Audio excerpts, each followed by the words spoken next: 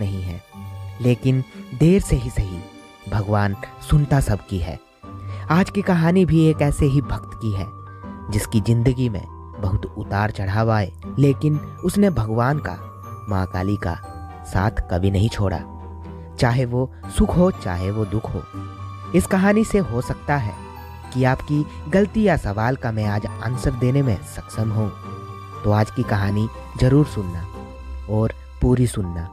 ये जो चमत्कार मेरे पास आया है ये तब का है जब इनकी शादी हुई थी, यानी कि तकरीबन 19 या 20 साल की रही होंगी। तब इनकी शादी हुई थी एक भले इंसान के साथ, एक ऐसा प्यार करने वाला पति जो कि इनकी हर इच्छा को पूरी करना चाहता है। इनका जो पति था ये माँ काली का बहुत बड़ा भक्त था। अपने पति की भक्ति देख के अब ये दोनों ही माँ काली के भक्त बन गए थे।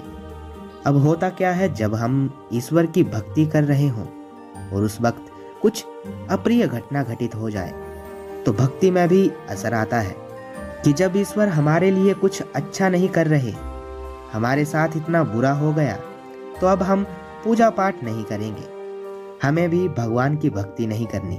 लेकिन ये लोग खाना खाना तो भूल सकते थे, लेकिन माँ काली की पूजा करना, उन्हें भोग लगाना, उनकी सेवा करना ये कभी नहीं भूल सकते थे और भूलना भी नहीं चाहिए।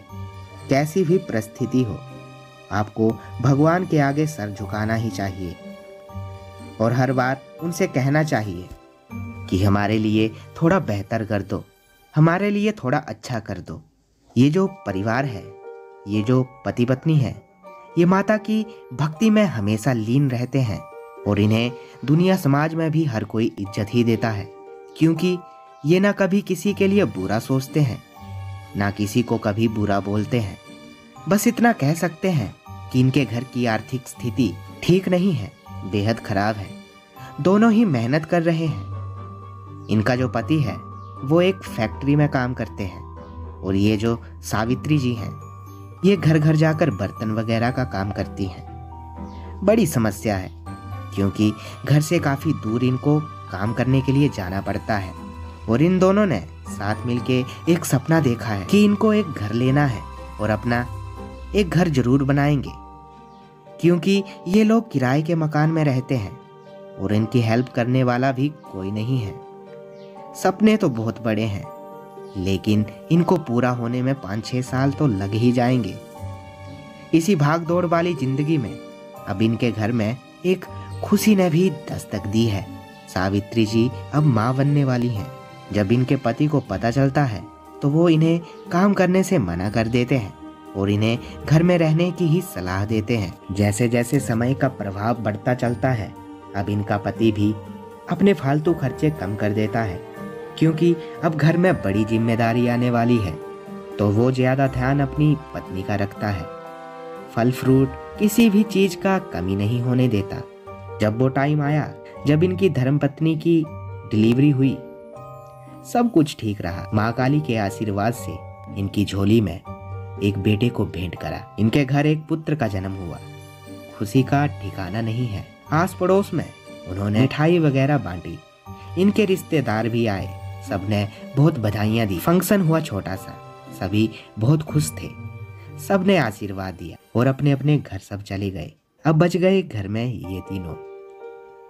दोनों अपने बच्चे को देख के बहुत रोते हैं और बोलते हैं, माँ काली आपने हमारी किस्मत ही बदल दी। आपने इतना अच्छा तोहफा हमें दे दिया। उस बच्चे को माँ काली के मंदिर में लेके जाते हैं। वहाँ माँ का आशीर्वाद इसे दिलाते हैं। अब जिंदगी फिर से चलने लगती है। वही काम धंधा स्टार्ट हो जाता है। एक दिन इनकी पत्नी कहती है कि आप इतनी दूर काम के लिए जाते हैं, आप ऐसा करो एक बाइक ले लो, जिससे आप जल्दी से काम पे पहुंच जाया करेंगे और घर भी टाइम से आ जाया करोगे। इतना बोलने की ही देर थी, अगले दिन ही एक बाइक ले ली। आज इनकी खुशी का ठिकाना नहीं है।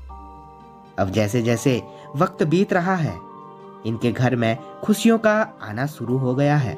4 पैसे भी जुड़ रहे हैं। सब कुछ एकदम ठीक चल रहा है। माँ काली की कृपा इस परिवार पर है।